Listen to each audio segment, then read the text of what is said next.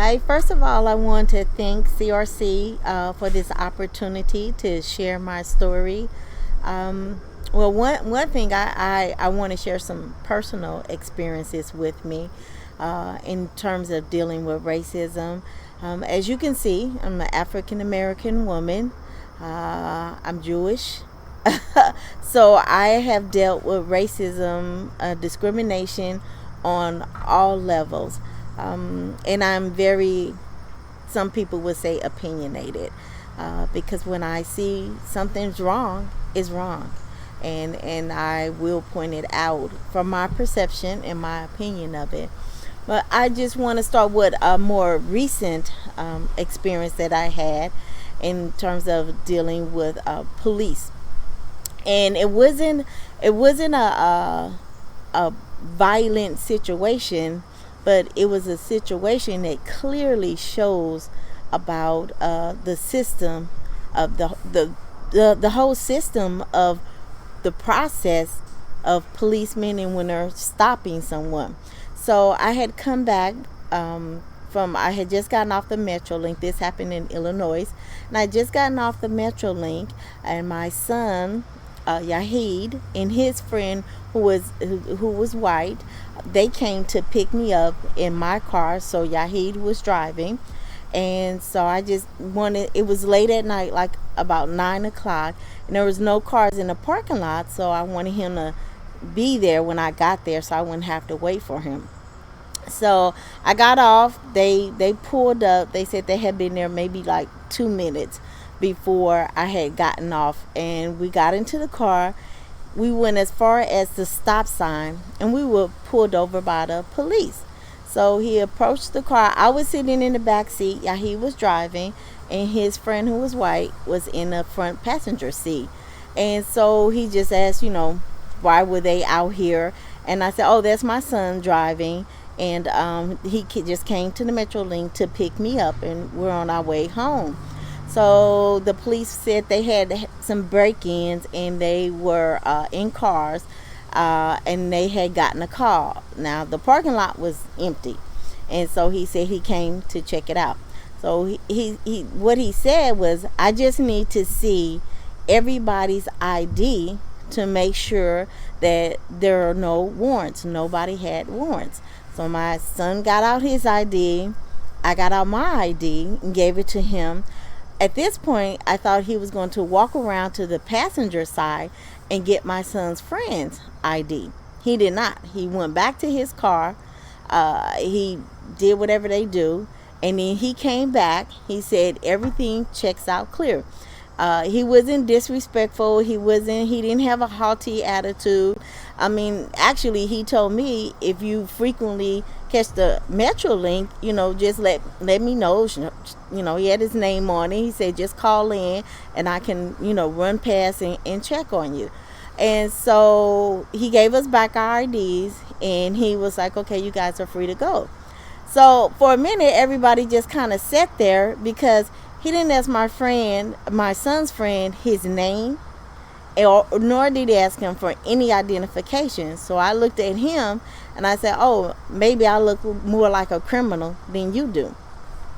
So I think that really made an impression on his friend, because he had a chance to see it in action. Sometimes when you are don't have those kind of experiences, or you're not worried about that, you think it doesn't exist because it never happened to you. So you think it doesn't exist. And so this was an opportunity for his friend to really see, wow, this is true. We're talking about systematic racism. We're talking about the way policemen are trained. And again, it wasn't a violent. He didn't come up rude. He didn't come up trying to be intimidating to my son. He offered his protection the next time I caught the Metrolink. But I don't even know how it really dawned on him. And of course, he saw the boy. He's sitting in the front passenger seat. I mean, you couldn't be much of a policeman if you can't see that.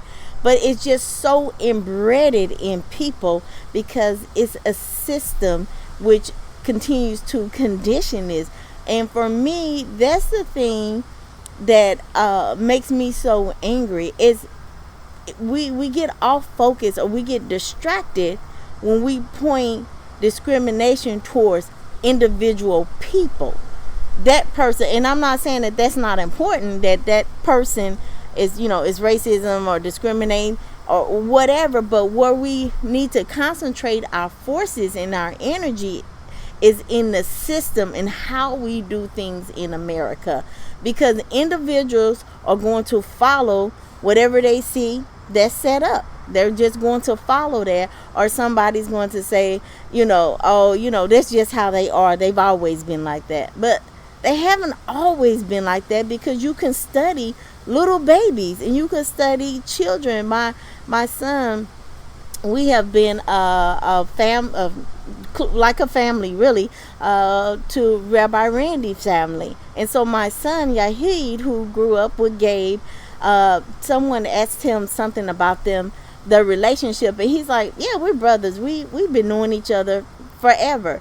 So children are like that. They pick up. They don't see discriminating things. So it's a condition in America. And I'm not saying that we take the responsibility off of the individual person who exhibits this, but two things I think in this that we have to recognize is that person has been number one, conditioned to live in a racist system, and number two, we have also been conditioned to live in a system in which black and browns are oppressed, and we get used to that system, and everybody plays their little part in it.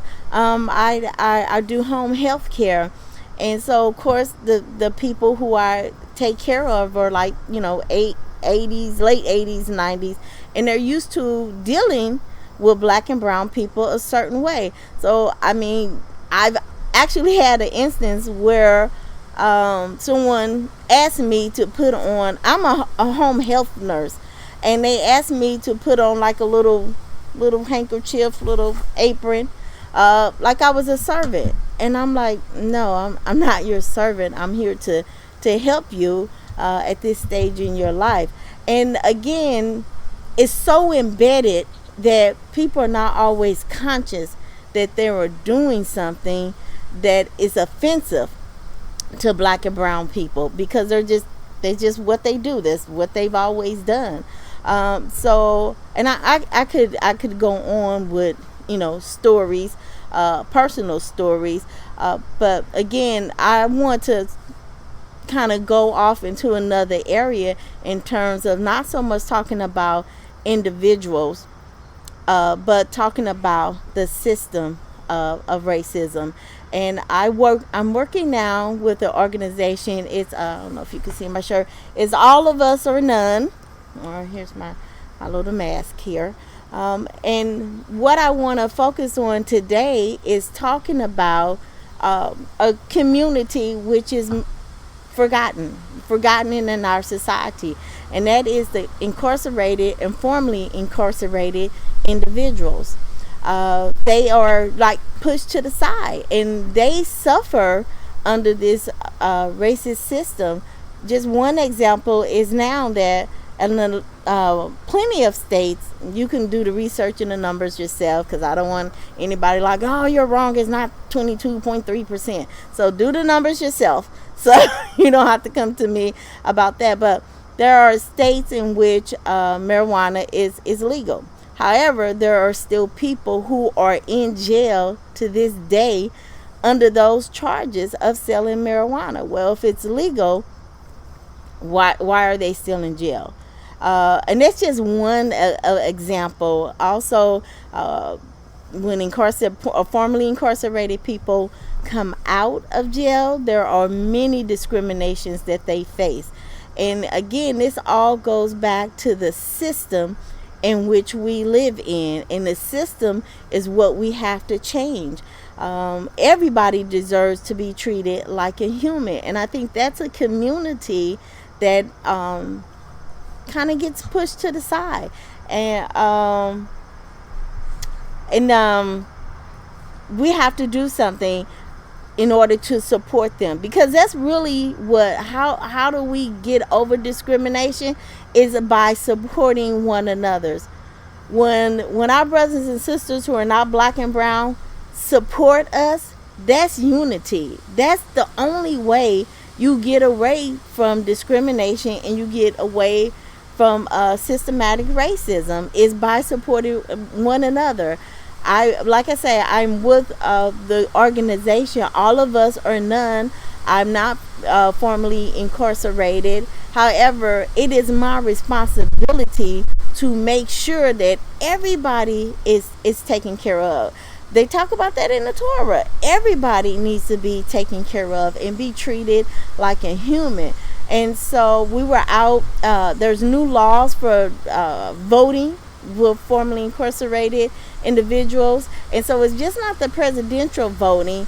We have to look at voting when it's not during that time, when we're voting other elected officials. I mean, it's important. Look and know. A lot of people go out and vote and don't know, if it's not the president, they don't know what the law is. They don't know, who their senator or what senator or what views they pose. Like, we really have to push education, and we have to push voting in education, because again, they are our public servants. They supposed to represent us. So how is all of this happening? We have to educate ourselves. We have to go out there and bring this knowledge to other people. And so that's just really a passion that is on my heart right now. But I believe as unity, as a unit, as one, we can do this. We can overcome this. And to me, it's great that we see this. So now that we can work together to make a difference. But separation is not the answer for me, because it just leads into more things happening. I think that's about it. Is all I have to say on that. Thank you. Bye bye.